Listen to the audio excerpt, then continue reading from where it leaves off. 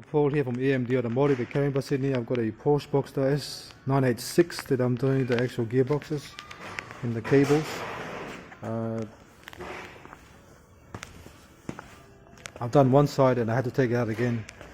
I've done the left side and I had to take it out again because it's out of sync and you gotta restart again from scratch. So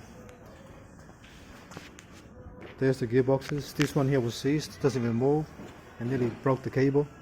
But I've got two new cable anyway, just in case they're broken. That's the left hand side. They're different. The left hand side is different from the right hand side. They got different part numbers as well. So this is it. It goes here. So you can see it goes here. And I'm going to repair some of the little foam because the thing broke and sort of put a little tiny hole in the axle. They call it membrane, a Porsche membrane. I call it just a grey foam. Much easier than actually saying membrane. See here, if you look there, it's a bit, because they broken off and damaged that. So I've got to easily put silicone in there.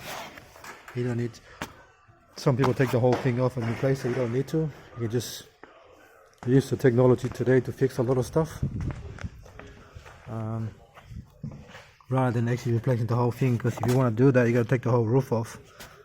The whole roof has to come off to change that properly, because that goes first and the roof goes on top of it.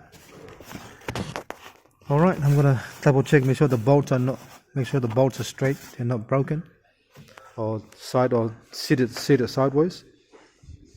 But yeah, I got a few new arms as well. New arms, Porsche, because I've still got the red one, which is the really old one, and a screw and a washer, a few washers as well. All right, thanks for watching and please subscribe.